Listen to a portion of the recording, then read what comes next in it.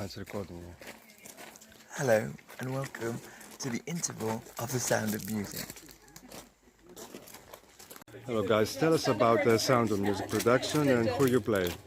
I play Admiral von Schreiber, who is the head of the Austrian Navy. And I play Rolf, who starts off as a telegram boy and at some point between Act 1 and 2 becomes a radicalised Nazi. Have you worked for Bonzo production before?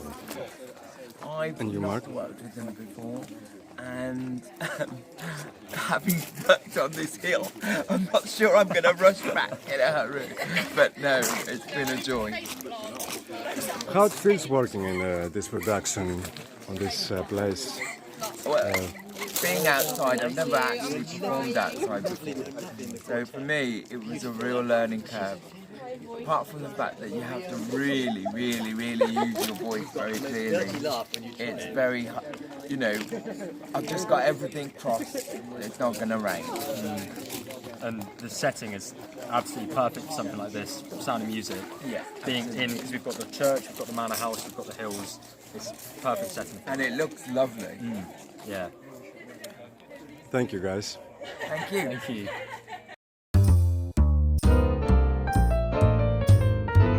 Mark, this isn't your first time working at the National Film School, is it? No, the first time I worked there was in 2001 in a new film called Two's Company, where I played the brother of a very incestuous relationship. And then I was asked back in 2011 to take part in Shakespeare's Villains, playing Richard III. And more recently, in 2015, I played the lead in Whose Life Is It Anyway, Ken Harrison. And I'm delighted to be back in 2020 to play Graham Whittaker in Chip in the Sugar. Was it difficult getting into character?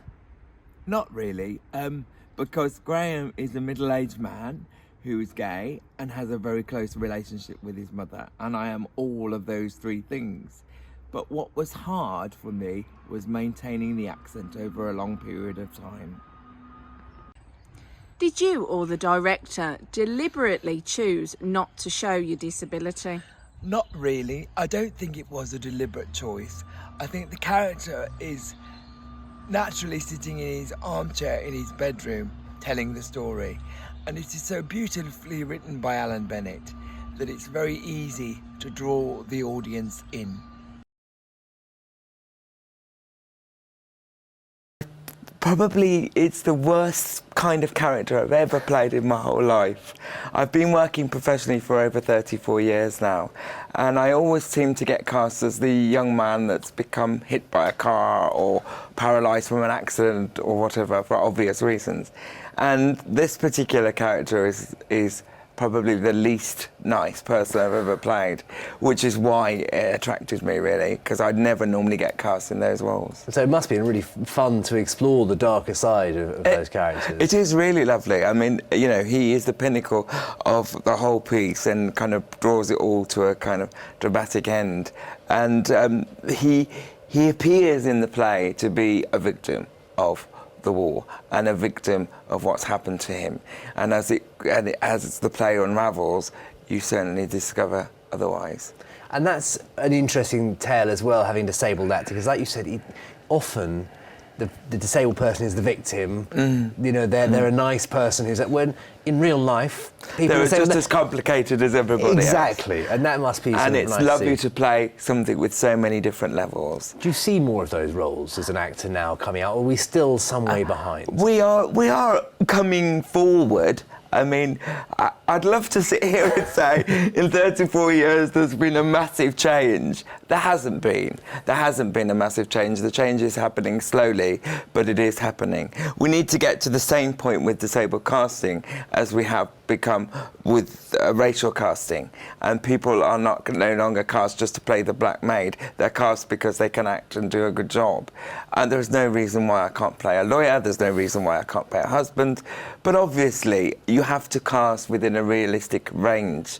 You have to cast. It's no good casting me as a ballet dancer. I could play a ballet dancer who used to dance. I can't play one now. So obviously, it has to have a realism to it, I think. And that's why the beauty of this particular character is that he was able-bodied once upon a time, but when we join him in the play, he's come back from the war injured.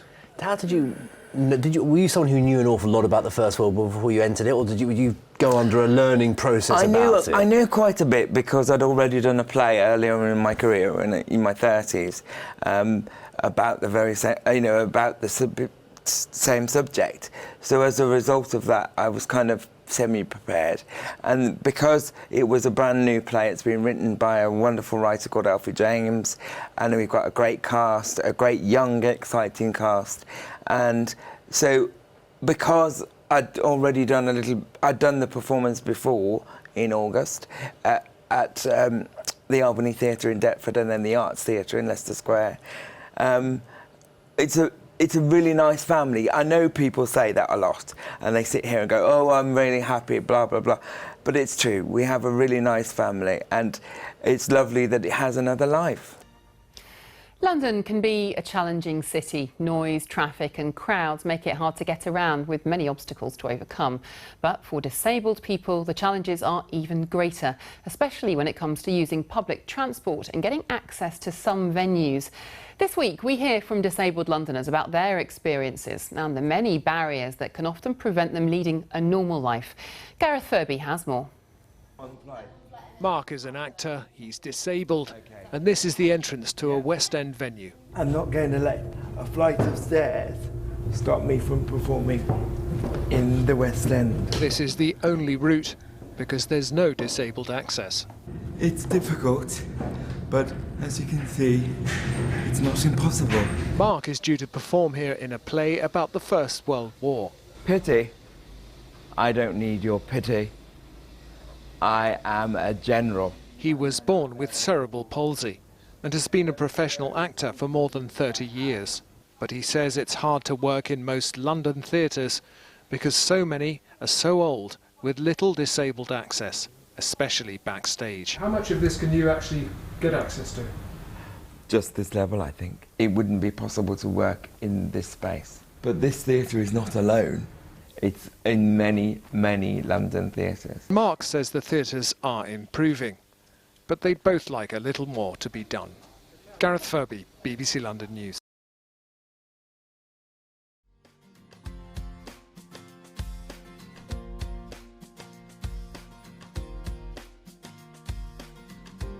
Everybody's in the same boat. Everybody has some sort of physical or sensory disability, and they're desperately wanting to get their stories heard, their abilities seen, and to be out there within the media. And what's terribly inspiring is that all of us have come on this journey together, and there is strength in numbers and strength in finding a voice, and we've all done that.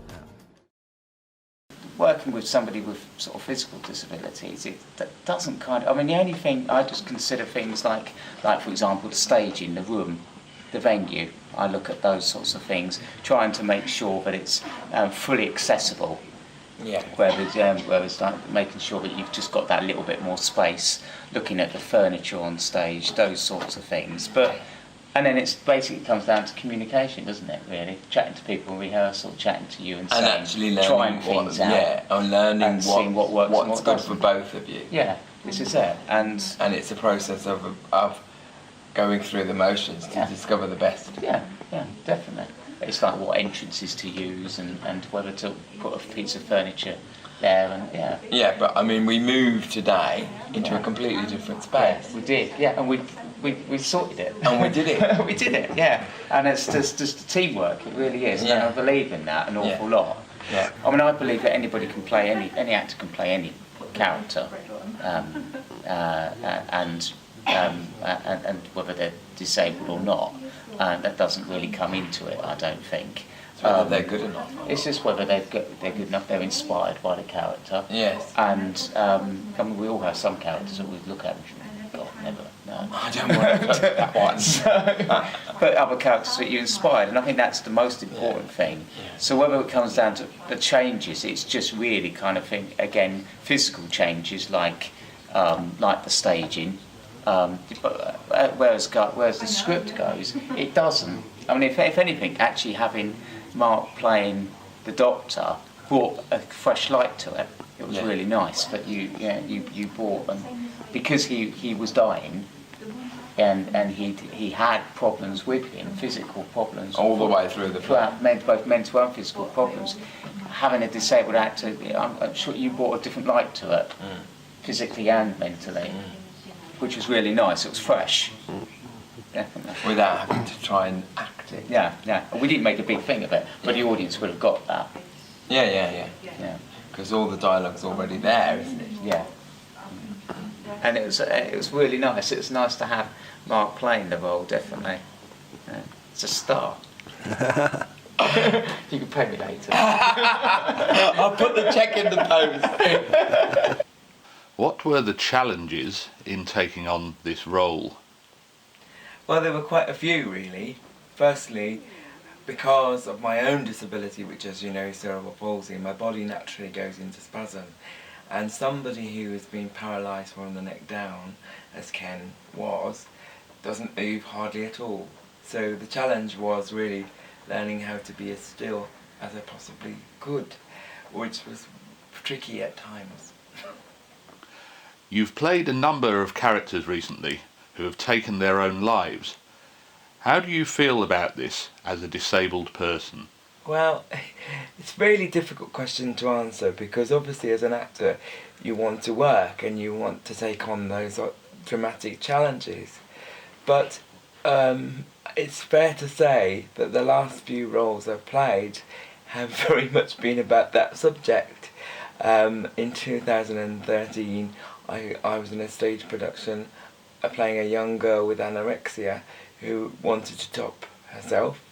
In 2012 I played a young rugby star in an episode of the BBC soap opera Doctors, who also wanted to top himself, and here we are in 2016 and I've just completed another role, Ken, who wanted to top himself. So the question is really, as an individual, I definitely am against it. I very much enjoy life. I love many aspects of my life. I'm not going to sit here and say it's easy. I'm not going to say there aren't challenges. There are very difficult times sometimes. But I don't intend to go anywhere for a very long time yet. How do you feel the media portrays disabled characters? I think that the media definitely has disabled characters in two categories. The first being a superhero that's run at the Paralympics, and the second being a tragic victim, which I tend to be cast as a lot, really, which I think is really funny, considering I'm so happy. No, I think that the writers and writing needs to develop, and directors and casting directors need to open their eyes so that disabled characters aren't driven by their illnesses. They're driven by their emotional state of mind. They're driven by like any normal character in any situation. How have attitudes changed over the years towards disabled roles? I think attitudes haven't really changed that much. What's changed is that there are more disabled actors on screen now than there was when I was working nearly over 30 years ago. Partly because there are more people to choose from, partly because there's more choice, which is a good thing. There are more disabled actors out there. But as far as the roles are concerned, I don't think they're changed that much. When I was in my 20s, I played a young boy in a BBC drama series who'd become paralysed from a mugging and had to deal with all the angst and anger that went with that character, which was a wonderful role at that time and that age of my life. But going forward, really, I'm still playing quite similar roles on screen, luckily, and I'm very glad to say, in the theatre and on stage, the roles have been far more varied. But because screen and film and television are very much about what you look like and very much focused on your physical attributes, those roles are something that I've embraced a long time ago to play, because one, it keeps me busy, and two, it keeps me working. Mark, how did you find the rehearsal process? Well, to begin with, I found it quite challenging, really. I was playing somebody completely against type. I was playing a young woman. I was playing somebody who was in their early 20s. I was playing somebody who wasn't physically disabled. So it was actually an awful lot to take on board and quite difficult. What was it like playing a real person? Most importantly for me, playing somebody who really does exist, especially knowing that she was actually going to see one of the performances today, was that I kind of found as much of the truth of her as I possibly could. That to me was the most important thing, to tell her story as truthfully and as honestly as I possibly could. And how did you feel working in an integrated company? I've worked in many integrated companies over the years, but I was really happy in this one, particularly because I was being cast purely as an actor and not as the token disabled person. Because the men in the company were playing women and the women in the company were playing men, you were able to be completely free with your ability to tell the story, and therefore I think the audience were able to think about the words rather than the physicality. So the words sort of shone out, really. And finally, Mark, how did the audience react to the performance? I think overall they really got it and they enjoyed it. And what was lovely for me particularly was to meet Ellie, who my character was based on. She came to one of the afternoon performances, which was lovely to meet her. She got quite emotional, quite teary, and later on that day she emailed the company to say that this was possibly one of the most important and wonderful days of her life. Arthur's journey really represents many people's journey, in the sense that, you know, he really is the unspoken voice of someone trying to find their voice. And we decided quite early on in rehearsals to make him quite shy and quite timid, and deliberately so. Where's reception? I want to go home! I think one of the hardest things for me as, you know, as Mark, as an actor, was that there were an awful lot of similarities, and there are a lot of similarities to Arthur and myself, in that, yes, I have a voice, yes, I'm employed as an actor. You're going to have to learn sooner or later that the I world too doesn't had care. to find my independence, I too had to leave home, I too had to face the bureaucracy that goes with that, really. So an awful lot of especially the big monologues about his early life and about him finding his independence at the end came from my own life experience, really. It makes people laugh, it makes people cry, it makes people think, it challenges their perception, and really it does what it says on the tin. It does all the things we wanted it to do. I mean, this is really stretching a lot of boundaries in many, many areas, really, to do with sexuality, to do with disability, to do with acceptance, really, of all sorts of things, and many, many issues. I was accepted at a number of top drama schools at the age of 16 because of my ability to act, but because of my disability and the inaccessibility of the building, I wasn't able to go. There has to be a time where, you know, the lawyer, the secretary, the husband, the housewife could just happen to have a physical or invisible disability. What sorts of things have you appeared in? I've presented a children's programme called Playdays, which is for the BBC. I did a drama series a couple of years ago called Specials, which is about the voluntary police force, in which I played the son of one of the lead characters in that for a year. And I played an able-bodied boy who had become paralysed because of a mugging, and you know, I'm not paralysed. Now, this is a bit of a theme because you're normally in a wheelchair, although you're sitting here on the sofa. Right. That's right. And you've been in one all your life. You were born with cerebral palsy. That's right. And yet the parts you get are always a young man raging against having to be put into a chair after he's been able-bodied. Do you resent that? I don't resent it. I get a bit tired of it because I'm not bitter. I hope, you know, I don't come across that way. And I'm very happy with my life. I worry greatly that producers and directors, and particularly writers, only view disabled people in that light. And it's a very great pleasure to welcome Mark Beer, Simon Redwood in Specials. Great to see you. Thanks for coming in. Thank you. At what stage in your life, Mark, did you decide to become an actor? I think very early on, really. I did a school play at the age of about 7, and because it was a special school and people were busting, you know, came from all over the place, and it was Christmas time and the snow was really heavy on the ground, so people weren't coming in, so I ended up playing lots of different parts rather than just the one. And then you knew that not only did you want to be an actor, but that you were very adaptable as well, playing different roles. Now, the director of Specials, Chris Hodson, has said publicly that he wanted you for the role of Simon, not because you are disabled, but because you're a good actor. But how much of a challenge is it playing someone with a different disability to your own? It's very hard. I mean, I think the hardest thing about playing the character was the fact that he was very angry and very bitter because he was obviously not born with a disability, and he became disabled because of a mugging in the series.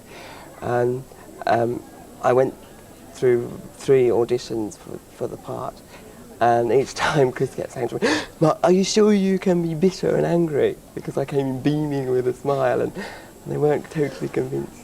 How did you become bitter and angry then? How did you find that? Well, it's not. I wouldn't say bitter. I obviously became bitter because of the thought processes and the things that I had to think about. Well, just there are so many unpractical things which I have to deal with, in the sense that there are so many buildings inaccessible, there are so many negative attitudes towards someone with a disability that I live with on a day-to-day basis, that very often I just kind of put in the background. I had to bring those forward and think about them, yes, which wasn't very easy, really. But not easy, not pleasant, but no, it got you to that level, yes, I suppose, of anger for Simon. It got the emotion that was necessary. We've got masses of questions here, and the first one is from Jackie. Did you find it hard getting a job because you're a disabled actor? It was initially, yes. I think because there's a lot of fear to do with disability. It's the fear of the unknown. And until people know somebody with a disability or have worked with somebody with a disability, those barriers don't break down.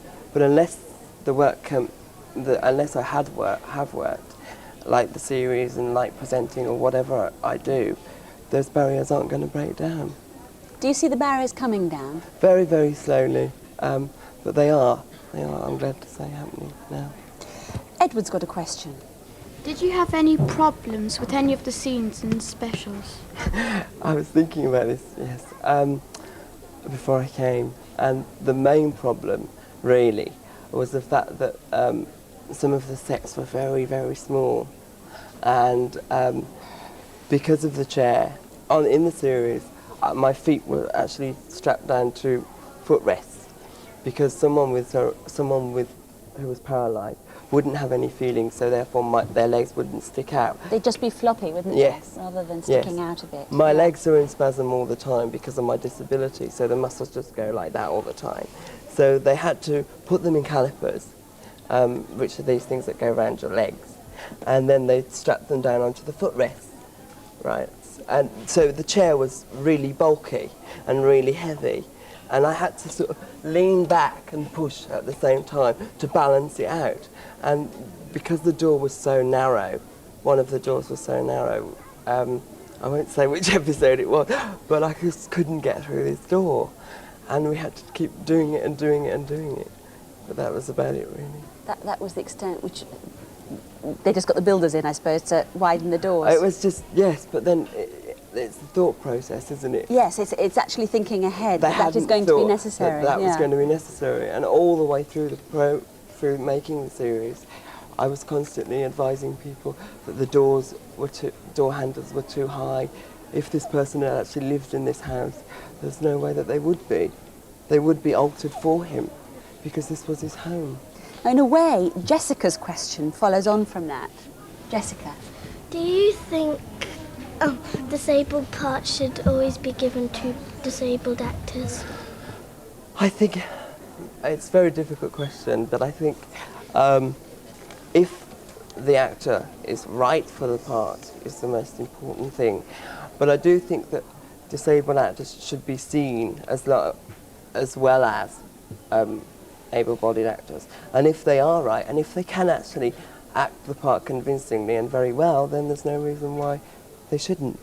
But if they're not right, then it should go to the best person for the job. Exactly. I mean, the crux of the matter is it's whether you can act or not. That's the bottom line, isn't it? Yes, it is. Mark, thank you so much for coming to Going Live today. Thank you. What's happened, Simon? We work together sometimes. Yeah, I know. Plain policeman. We deliberately cast him. We spent a long time thinking about it because one has to be responsible. We could easily have cast an actor to play disabled, but it wouldn't have had the reality. Plus, we looked at disabled actors. We found one who could act, and that was the essential requirement. And we cast him in the role, and he's very good. His disability is not precisely the disability that we had in mind, but we have adapted to suit. Obviously, by the fact that they've employed someone with a disability, it's a positive step in the right direction. And I hope one was employed on my acting ability rather than just my disability. But it's a case of only beginning to realise what's totally involved from the team I'm talking about, when you actually are there doing it. Disability awareness is something that you can't just automatically think of. And do you think that organisations like the BBC and theatres and film companies have any idea of the kind of difficulties that people like you face? No, I don't. I really don't think that. And I only think they realise it once they've taken the initial step to cast somebody.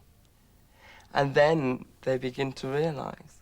It's like realism doesn't end after the take's over, in my case.